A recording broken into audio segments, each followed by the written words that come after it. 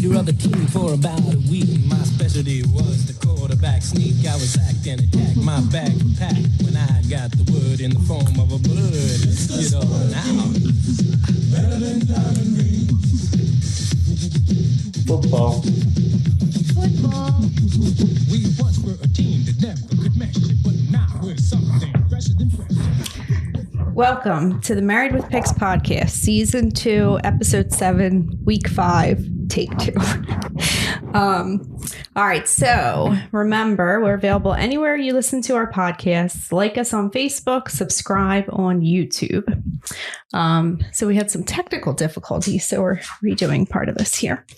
All right. So to recap last week, our bets between each other, I think we only had one.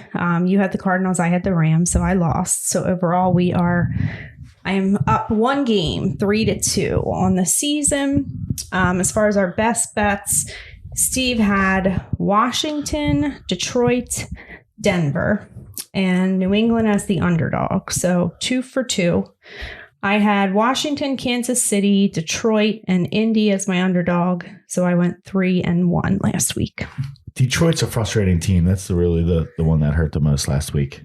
Yeah. I don't know what they're doing on offense over there. I don't know. It was a weird game because I felt like they were always in the red zone and then there were like no points. So I don't know what happened, but We really should just start looking at coaches and betting, like, is this guy a dumbass? Then let's just completely go against him the whole season. well, I kind of feel like the Detroit coach is doing something right. Because, I mean, really, like, they have, like, no receivers. You got Jared Goff at quarterback, and they've had some competitive games. So, I don't know. Yeah, they're 0-4. They've done nothing right, so they suck. But what would you expect them to be at this point in the season? All right, let's go to the games. All right. So, moving Detroit. on to week 5. Well, we'll get there. All right. So first game up is the Jets at Atlanta, but it's actually in London. Opened at -4 in favor of Atlanta. It is at -3. So my initial take on this game is it's two bad teams playing each other. Don't touch it. But for some reason, I just can't resist. Atlanta has some injuries, so they're going to be without Calvin Ridley and Russell Gage. And I just feel like the Atlanta defense is so bad, they make bad teams look good. This might be a good week for Pitts. He might finally produce something with those two top receiving options out for Atlanta. So from a fantasy perspective, Pitts would probably be a good play this week. Well, I think they said that last week and didn't pan out. It's all Cordarrelle Patterson. It is. He's doing a lot of receiving and running. So I don't know. Do you have any thoughts on this game? At first, I kind of liked Atlanta, but at the end of the day, I think this falls into the category of two bad teams take the points if you have to touch it, but I don't like it. A lot of the first couple of games here, I'm not going to have a huge opinion on, but can talk through it. Well, I'm going to do it. I'm going to take the Jets. I feel like they have a pretty good shot against Atlanta. They fared pretty well against a bad defense last week in Tennessee. The only thing that worries me about the Jets is they just won last week. They're a pretty bad team, right? They're the bottom third clearly in the NFL, probably bottom 3. So bottom 3 teams. So, the fact that they just won last week, they beat Tennessee. It worries me but they're getting points here. Momentum. Plus, you got Matt Ryan traveling over the ocean. You got to be careful. He's going to be jet lagged. You got to be careful because you never know how teams travel across to London. So, yeah. I don't know. I like the Jets. I might I'm not trying regret to talk you out of it. We might be back here next week, and I'll say to you, Steve, why did you let me do it? But I'm going to do it. Yeah, it's just tough. These are two bad teams. All right. So next game up is Miami at Tampa Bay. It is at -10 in favor of Tampa Bay. We have Jacoby Brissett still at quarterback. Devonta Parker is questionable. And Rob Gronkowski is out for Tampa Bay. So, I mean, I definitely think Tampa Bay wins. It feels like a lot of points.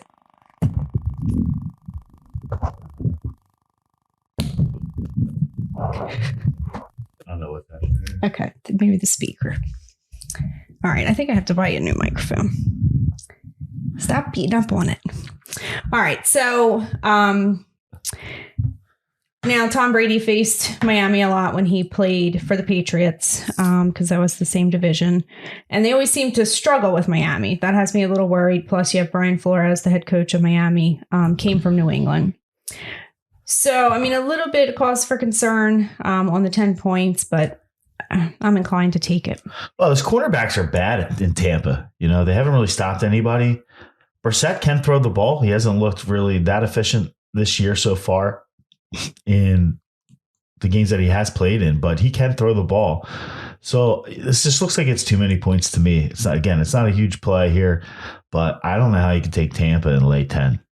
Okay. All right. Next game up is Philadelphia at Carolina. I'll let you start on this one, Steve, since it's your team. Well, I've been going back and forth on this game all week, but the bottom line is news came out today that Lane Johnson's out at left tackle. So this is the second week in a row he's out for personal reasons. Jordan Mailata is back. That's the good news. So he'll shift over to right tackle and take his place. But that means you have Dillard starting on the left end. So the thing to take from this is the Eagles do not win typically when Lane Johnson is out of the lineup for whatever reason. So I think that you probably look here. As much as it hurts me to say it, I think Carolina's going to steamroll the Eagles. You know, I look for like a 28-10 game. Really? Yeah. So, I mean, I think the Carolina defense is pretty good. I don't trust Sam Darnold at all. I do. He's looking good. Is he? He's finally around like some winners. So you get him out of that Jets thing. I don't know.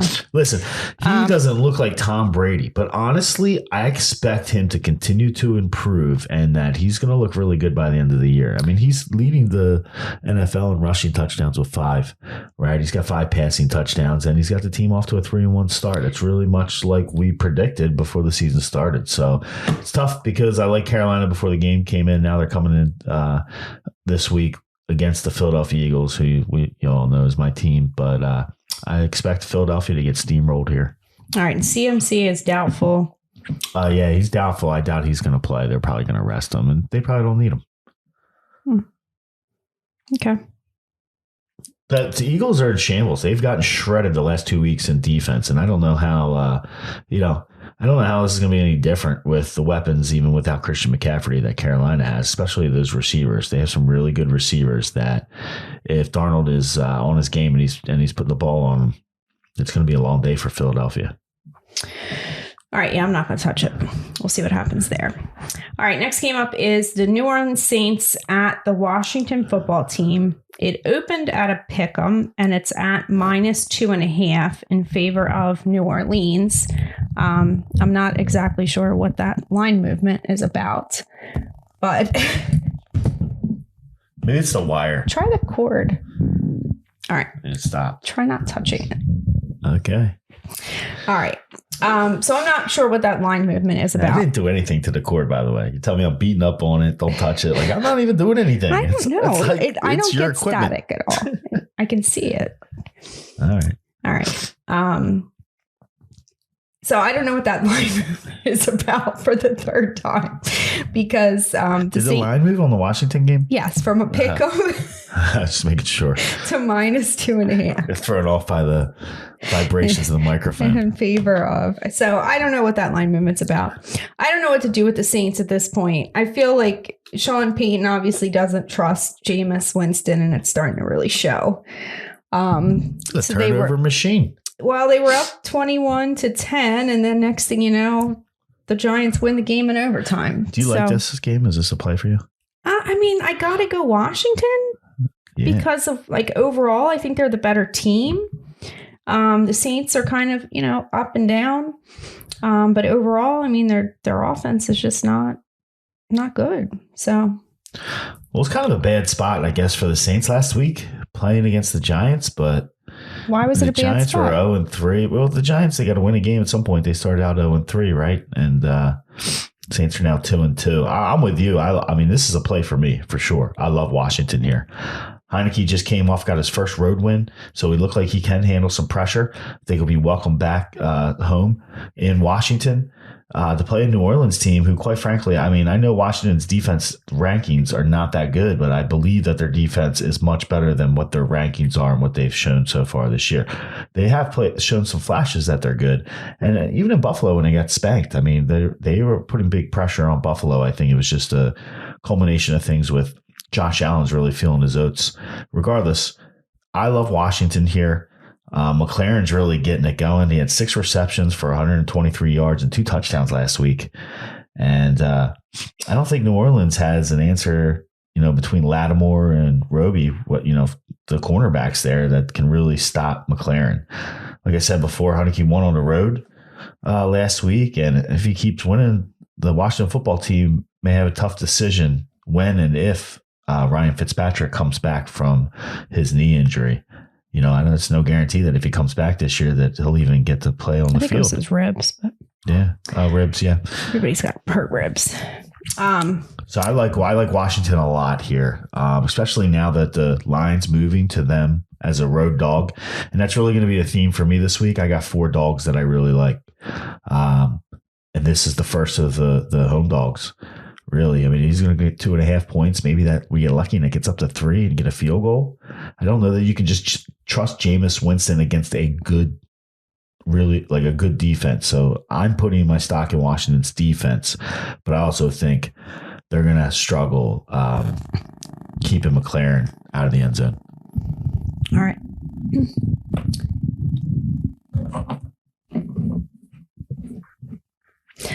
So next game up is Tennessee at Jacksonville. So we have Julio Jones has already been ruled out again. So I'm not really sure what's going on there.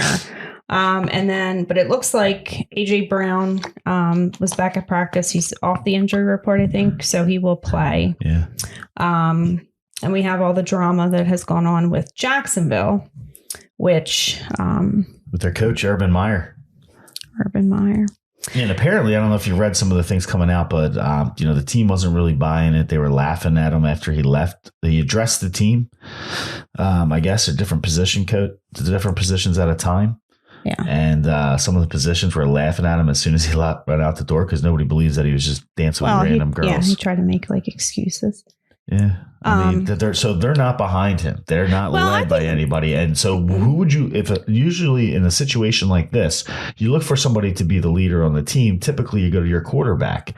They got a freshman, a rookie quarterback in there that's not going to be, I think, in a position to stand up and lead the team. I think they're in shambles, and I would stay away from Jacksonville as far as you can.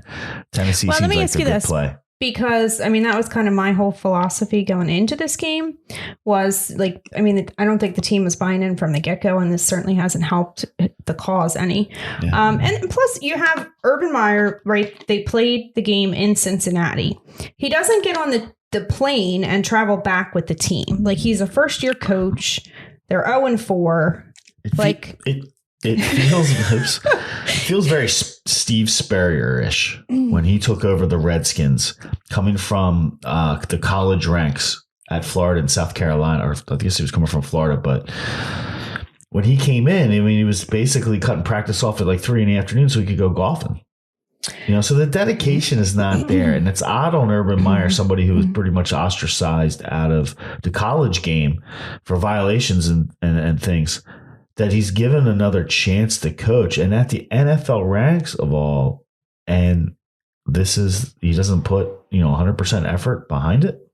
Do you think to any extent that bonds the team together? I think in certain circumstances it could, but who's the leader there? Who's leading that team on the field?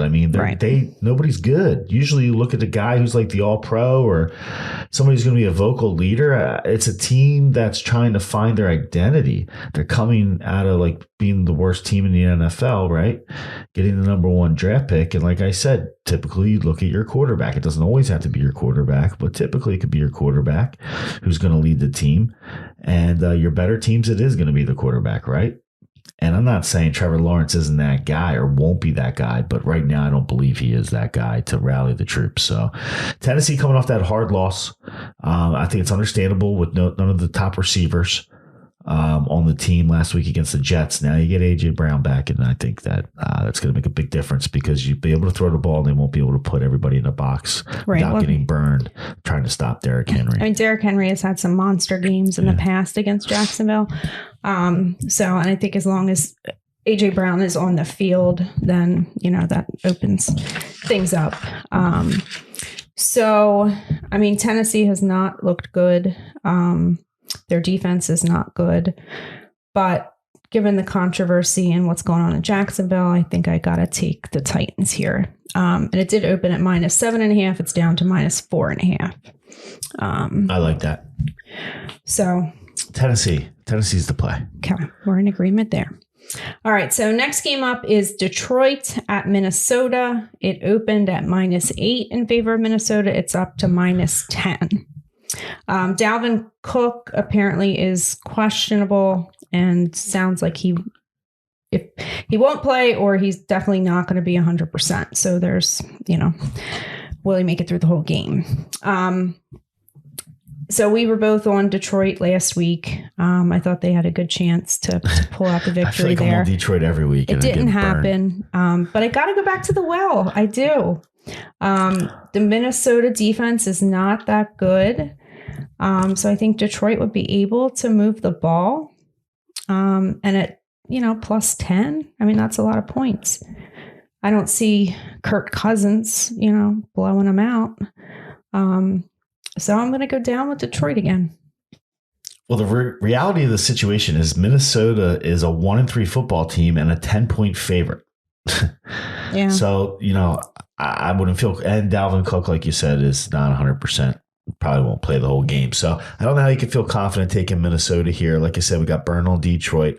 I'm not going to make it a play. It's probably when you should jump all over Detroit because I'm scared of it, Detroit, and I'm just refuse to play them this week. All right. So next game up is Denver at Pittsburgh. It opened at -2 in favor of Denver. It's at -1.5 in favor of Denver. It sounds like Teddy Bridgewater is going to clear concussion protocol.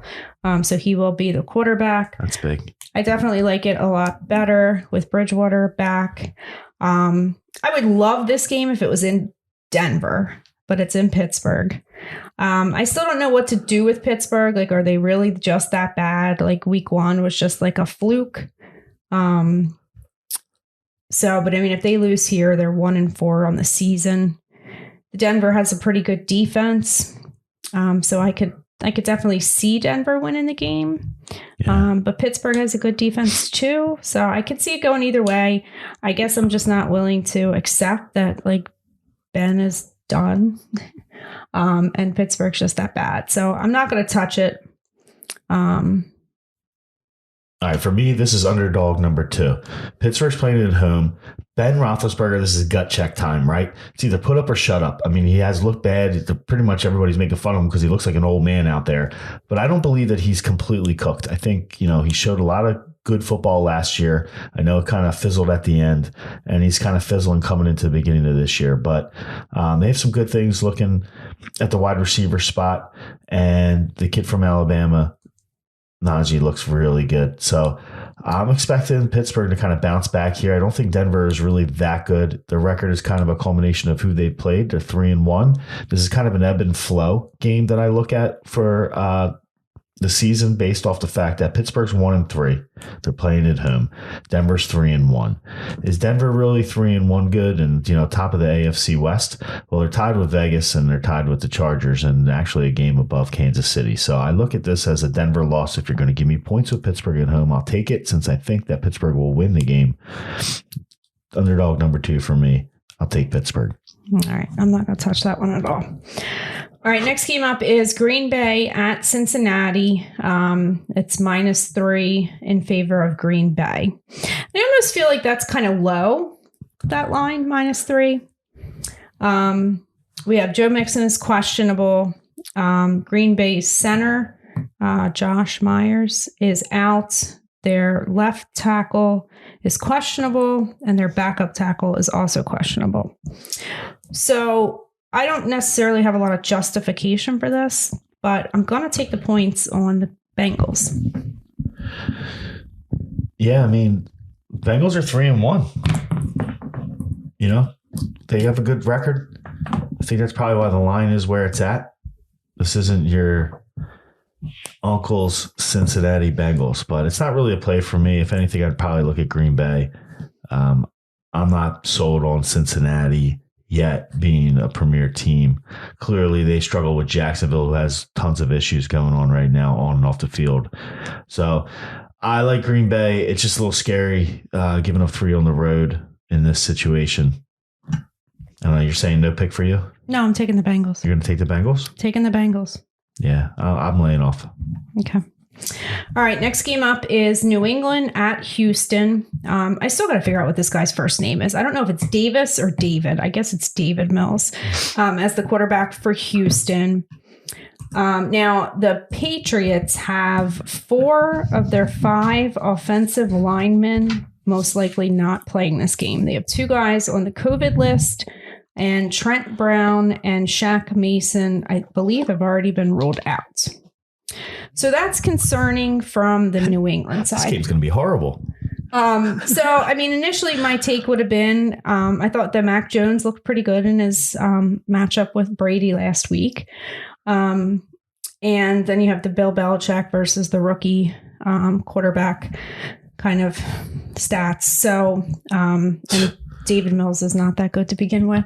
I would have touched this game, but you just told me 4 out of the 5 starting offensive linemen are going to be out for this game for New England, and they're an 8.5 going up to 9 in some places. Favorite on the road. I don't care what Houston has going on necessarily. I mean, New England's not that good. I mean, how many points can they score? Right, but you look at what they did with the Jets a few weeks ago. I mean, they basically shut them out. So that's like the Belichick factor against the rookie. So I think they could get it done that way. You can run on Houston, so they can take that approach. But yeah, I mean the 4 out of 5. Would you look at the under here? It's 39. It's still a low number, but man, oh man, that's very appetizing. The under? The under, yeah. I don't know. You get a lot of defensive scores here, I guess. Well, you get a couple, I guess. I don't know. I'm not going to touch it. But I would still lean New England to win. I would look at that prop bet. Will defensive special teams score a touchdown in this game? Yeah, but it's probably not that good of a might only be 2-1 because it's the whole Belichick thing. All right. So no play on this one for you. No way. All right. Next game up is Chicago at Las Vegas. It opened at -7 in favor of Vegas. It's down to -5.5. Justin Fields will be the starting quarterback for the Bears. And I guess Gruden has some controversy going on right now. I don't know how that affects the game. But I don't have much to say about this game. Me neither. If I went anywhere, I would go Vegas because the line's going down. I don't like Chicago, but it's not a play. Okay. Next game up is Cleveland at the Chargers. It opened as a pick, and it's now -2 in favor of LA. So I definitely think that Herbert is the better quarterback here. Chargers defense has looked pretty good, but they are worse against the run, and that's obviously what Cleveland wants to do. Apparently there's some issue with Baker and his shoulder. So, I mean, I'm a big fan of the Chargers. I don't know what to do with Cleveland. I never do. So the fact about Baker and his shoulder not being 100% kind of points me towards the Chargers, whereas initially I wasn't going to touch it. Do you have any thoughts? No. Okay. All right. Moving on. Next game is the New York Giants at the Dallas Cowboys. It opened in favor of Dallas -8.5. It's down to -7. So last year when these teams met, they split with Dallas winning the first game. The Giants win in the second game. They were relatively close games, I think. The game where the Giants won, it was Andy Dalton at quarterback, not Dak. I think the Giants' defense is decent, but the Dallas offense has been rolling. So I definitely think Dallas wins, but do they cover? I don't think so. This is a division game. There's too many points. I think there's going to be a lot of suckers out there taking Dallas, and they're going to get burned. Dallas will probably win the game, but to me, it's a 3 or 4 point game in the division against the Giants. But are you willing to pick the Giants? Not a play. So no. No. All right. Next game is San Francisco at Arizona. So Arizona is the sole undefeated team in the NFL at this point. I like the next 3, by the way. So we have Trey Lance, I believe, will be the starting quarterback. Is that 100%? That's 100%.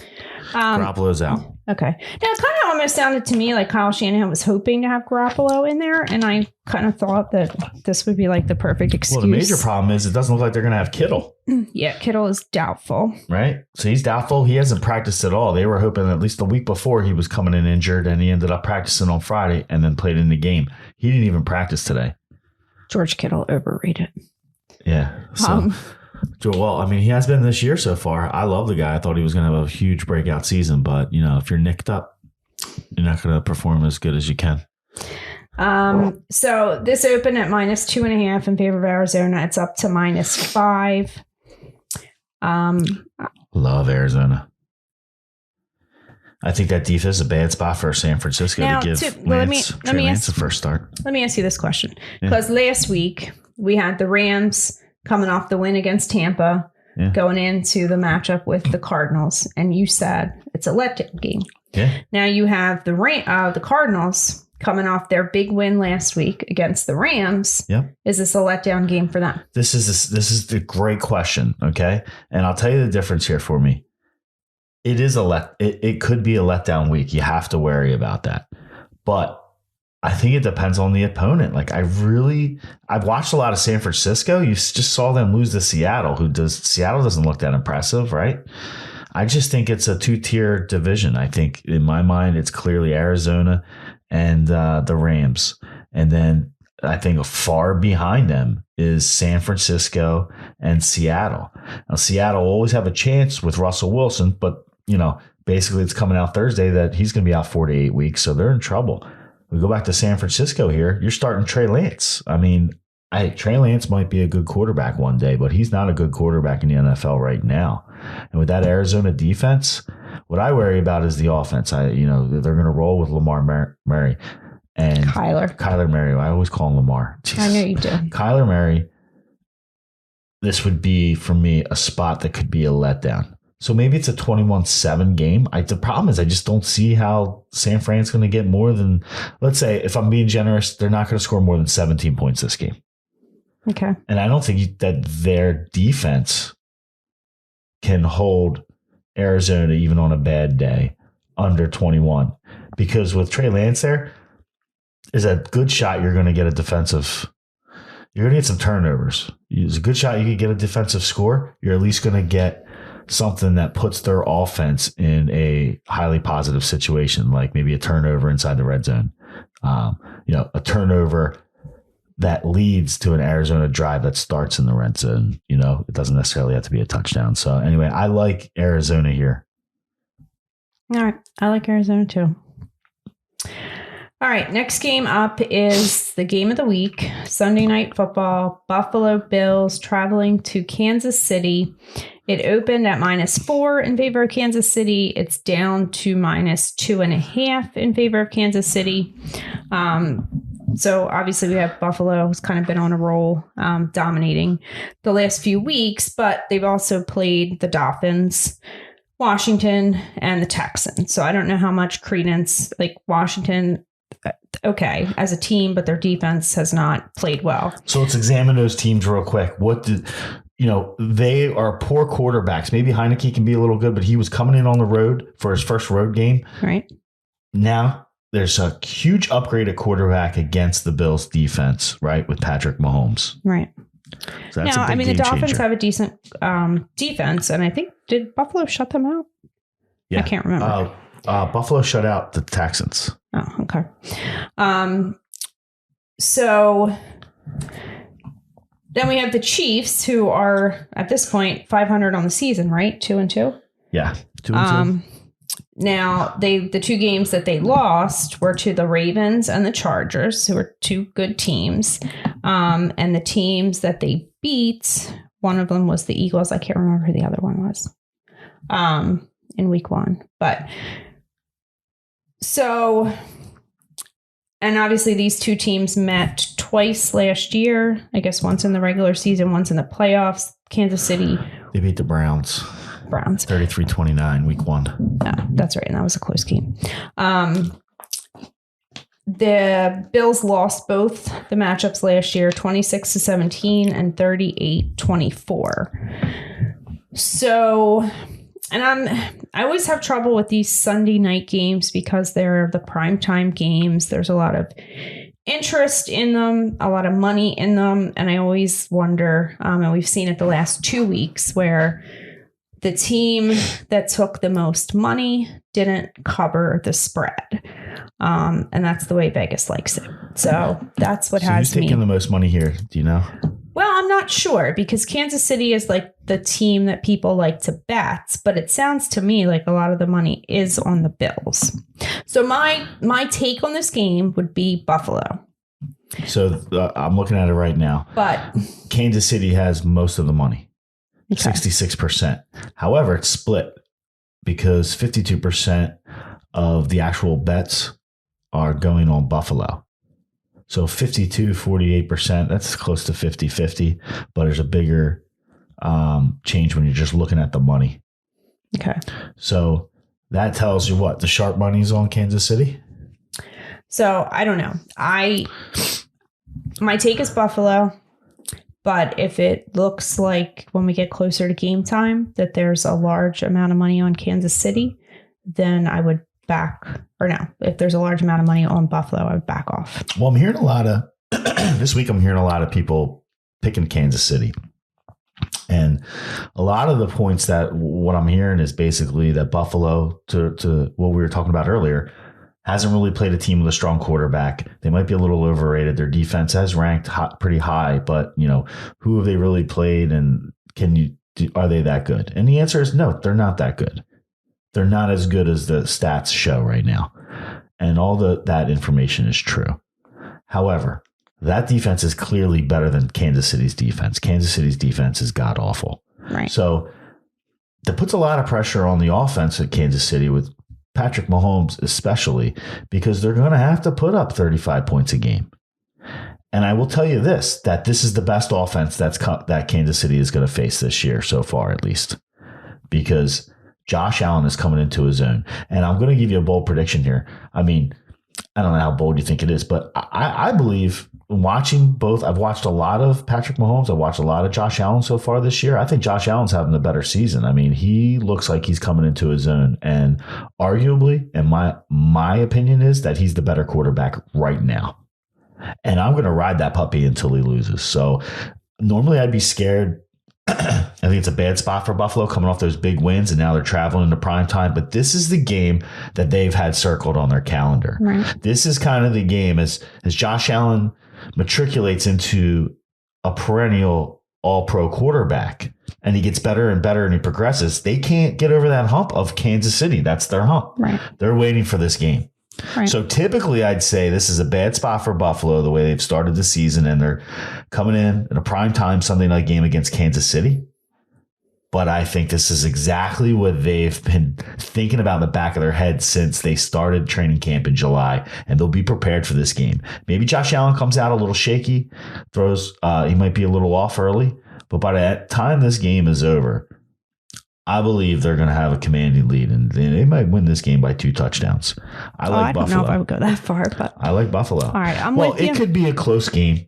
Absolutely. I mean, but I think Buffalo squeaks it out no matter what. My prediction is not that they're going to win by 2 touchdowns. I just got a little crazy, but I'm telling you that they most likely will win this game. Okay. And that is my third underdog pick of the day. Okay. All right, I'm with you on that one too. All right, last game is the Indianapolis Colts traveling to Baltimore. It's at -7 in favor of Baltimore. Indy got their first win last week. So my first take on this game, and I don't have a lot to say about it, was the Colts. But then I kind of felt like the Ravens at home, I could see the defense kind of really getting after Wentz and making it tough. So it's not a play for me. I don't know if you have any thoughts on it. This is the fourth dog. I like the Colts. I'm not going to go a lot into it. I think that they're going to start hitting their stride. I can't believe that the Colts are as bad as they've been playing. And I think it's just going to take some time because Carson Wentz is that damaged. But Carson Wentz will get back on it, and it's just a matter of time. So, I'm going to take the... So you got off the Colts the week they win, and now you're back on the Colts back on, again. They'll probably lose. Okay. But I'll tell you, they'll probably lose this game, but they're not going to lose by more than 7. The line's 7 right now. I would take the points. I feel confident about it, too. All right. I'm with you there, but I don't feel confident about it either. So, all right. So, Steve, best bets of the week. I think Washington's the best play against New Orleans and Jameis. I don't think Jameis is going to have a lot of success against that defense. Washington's going to get into him. That's it? Well, the summary, I would say that out of all the games, my plays are going to be the 4 dogs that we talked about. So Washington, Pittsburgh, Buffalo, Indy. Washington, Pittsburgh, Buffalo, Indy. The 2 favorites that I like is Arizona. I'll play them, and I'll also play Tennessee. And this is more of a play. They're getting the receiver back, A.J. Brown. I think it's more of a play mostly against Jacksonville and the debacle that coach has put that team into. And I just think that they're not going to lose 2 games in a row the way they lost to the Jets in overtime last week. I think that stung, and they'll be ready to get Jacksonville this week. Okay. All right. So my best bets. Oh, God, this is rough. The Jets, the Titans, Buffalo, and the Bengals. And the Jets and Buffalo would be my underdogs. Right? All right. All right. I'll tell you what. We don't have any bets this week. We don't. Seems like I'll take Atlanta. We were in agreement on a lot of these games. Yeah, I know. I agree with this. I think this is going to be a good week for us. Well, we'll see. But I will take Atlanta, even though it's not a play for me. If you want to bet, just to get one down on this week, you can have the Jets. I'll take Atlanta, and that'll give us a reason to watch the 9:30 in the morning game. Remember, 9:30 start on Sunday. Jets, Atlanta in England. Got a shake on it. All right. Go Falcons. That'll do it for us for week 5. Remember to like us on Facebook, subscribe on YouTube, and you can listen anywhere you get your podcasts. Peace out. Shooters Tour.